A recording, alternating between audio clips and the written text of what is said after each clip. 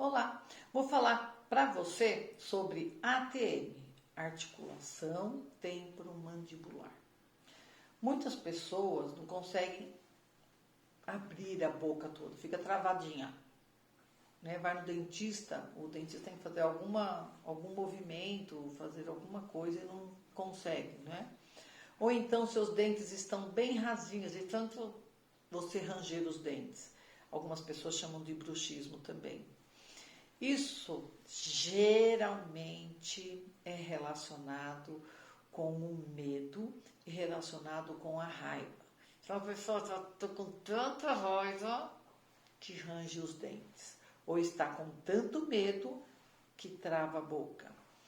Muito bacana que nós encontramos no biomagnetismo, os pontos, né, que nós colocamos na região da mandíbula. Tem o lado certo para você colocar, o lado positivo e o lado negativo, e nós conseguimos relaxar. Além disso, existe um ponto também que nós vamos colocar no joelho, que é para tirar a parte do medo. Existem pelo menos uns 6 pontos relacionados para a gente tirar o medo. Por isso que muitas crianças rangem os dentes, elas têm medo, a maioria das vezes, né, de dormir sozinha. Os antigos falavam que podia ser verme, né?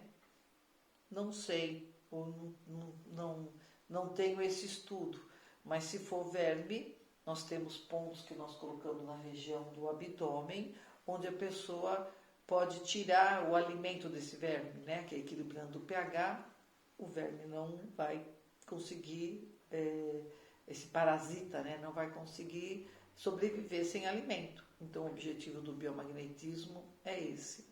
E existe um outro ponto que a gente trata a raiva, que nós colocamos no ponto do fígado.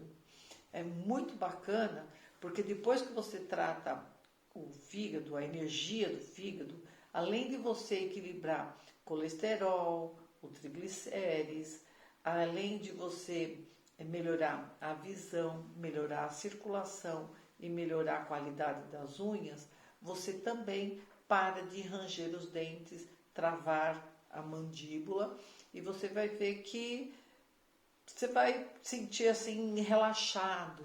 Muitas vezes essa trava da mandíbula não vai lesionar só os dentes, e sim pode trazer dor de cabeça.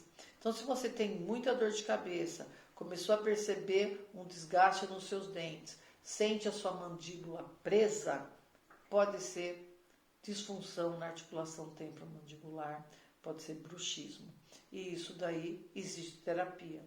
A acupuntura, o biomagnetismo, as placas de ressonância quântica ajuda você a encontrar esse equilíbrio e resolver esse problema.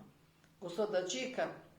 Dá um joinha, continua nos acompanhando para receber uns conteúdos que vai te ajudar no dia a dia.